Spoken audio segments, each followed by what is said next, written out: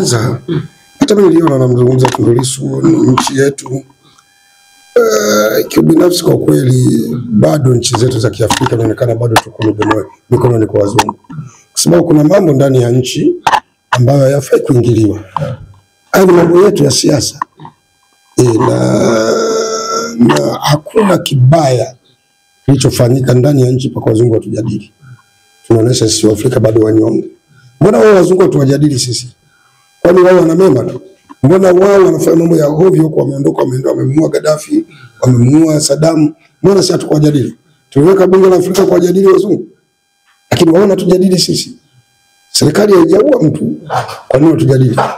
Na mimi niwaambie kuna baadhi ya watu ambao wana siasa za kichonganishi wako nje na chama cha CCM na serikali.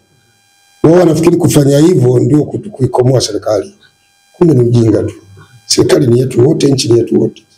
Kwa nini sawa na mwanamke ambaye mkigombana basi paka nyumba ya 4 watu wanajua matatizo yenu, badala ya kukaa ndani ya nyumba mtatue matatizo? Kwa ndio hii nimeona watu wengi wa Chadema wamefurahi sana alipotajwa Tundu Lissu katika bunge la Ulaya, kwamba sasa tayari kumekucha, serikali itakomesha nini? Sasa haya ndio matatizo ya Afrika. Yani sisi siasa zetu hivi kwa akili yao wao wanafikiri kwamba kwa sababu wazungu wamewataja Tundu Lissu kwa kumhurumia, Tundu Lissu akichukua nchi ndio atakuwa mwema sana kwa wazungu. Hakuna. Na hao wazungu ndio walituambia sisi tuoane. Hao wazungu wanamsifu sasa Tundu Lissu ndio walituambia tuoane. Na miongoni mwa watu walikubali ndoa za jinsia moja, Tundu Lissu alikubali. Alikubali, mimi ndio clip yake namkubali. Naona anakubali kabisa. Anakubali. Kwa hiyo ni shida. Ni shida. Kwa namna moja naona kwamba upinzani bado hawajajipambanua vizuri katika silaha zao, na ndio maana hayo yote yanaonekana. Wapinzani hawajajipambanua. Wapinzani bwana ni waongo. Wapinzani ni maagenti wa wazungu. Na ndio maana unaona jana watu wamegawanyika, kundi kubwa la watu wenye uwezo limetoka. Lakini bahati mbaya ndugu zetu Chadema hawana tabia ya kufikiri.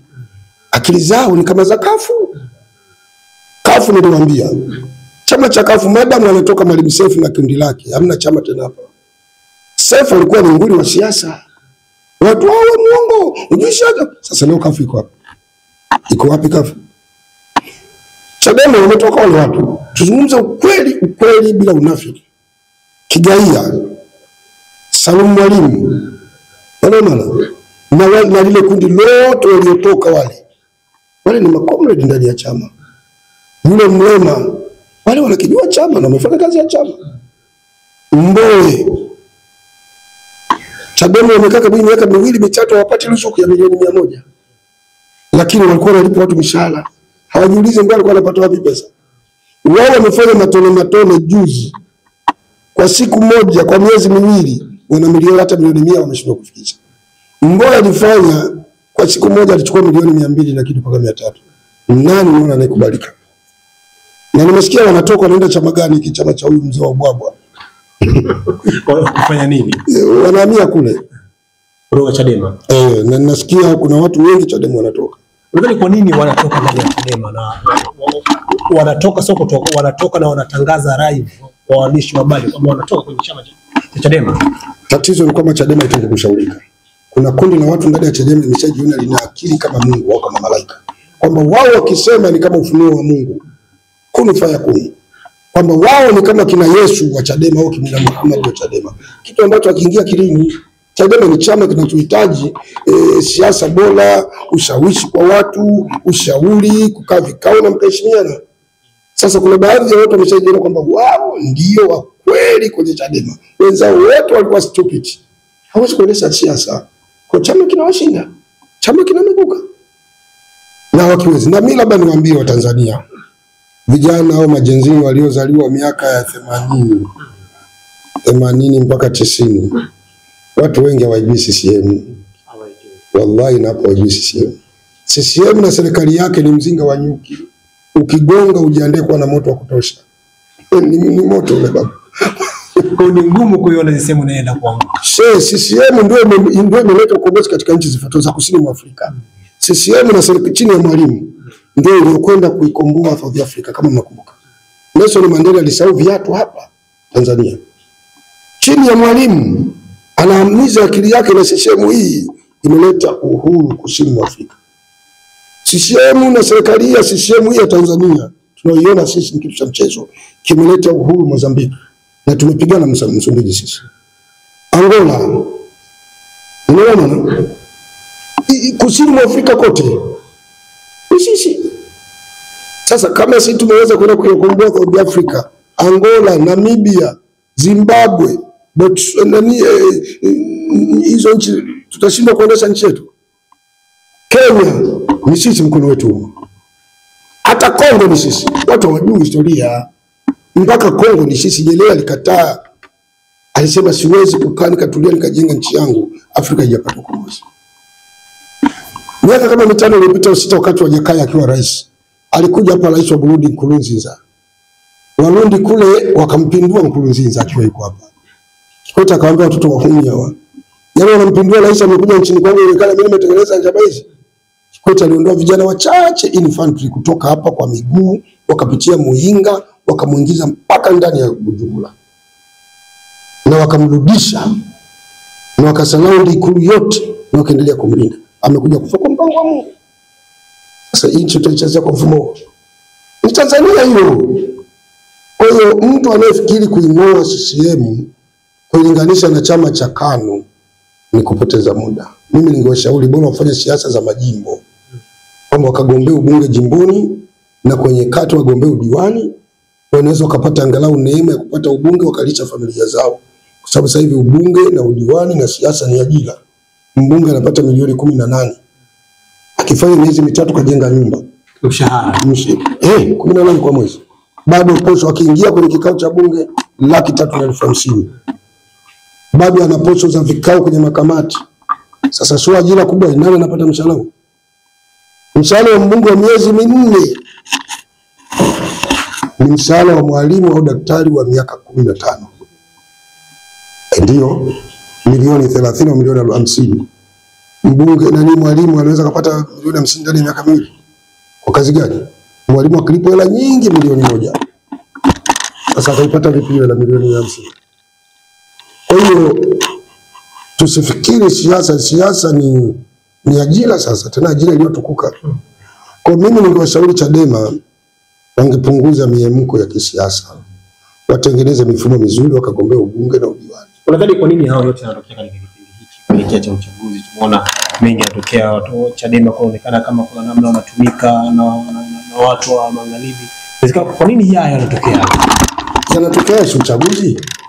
Ni uchaguzi wanatumika kweli. Ni uchaguzi wanatumika kweli, sio uongo.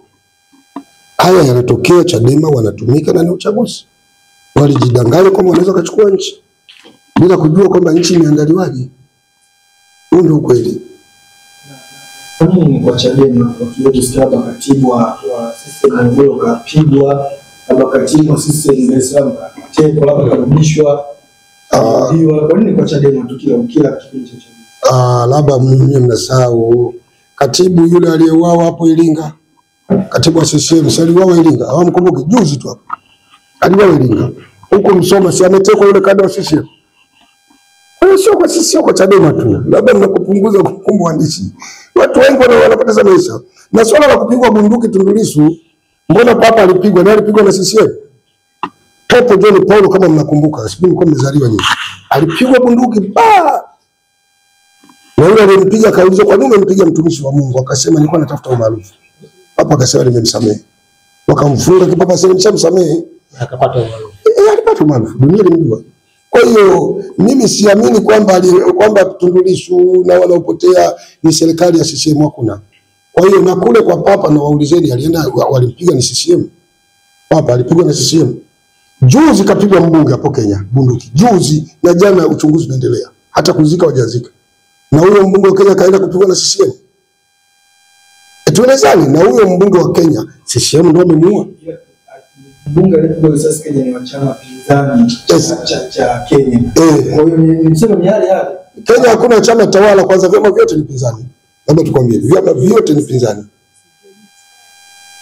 Acha tuazame. Mimi nitamjibu kijana. Vyama vyote ni pinzani Kenya. Chama cha huyu rais wa Kenya ni pinzani, cha yule nani pinzani, vyote vinapingana, hakuna chama tawala Kenya. Mfumo wa Kenya sio kama Tanzania. Yaani Kenya ni kama vile Chadema ingie, kafu iwe na wabunge, NCCR, hakuna chama tawala. Tawala walishakitoa, ilikuwa ni KANU. Kwa hiyo hii kusema kwamba CCM,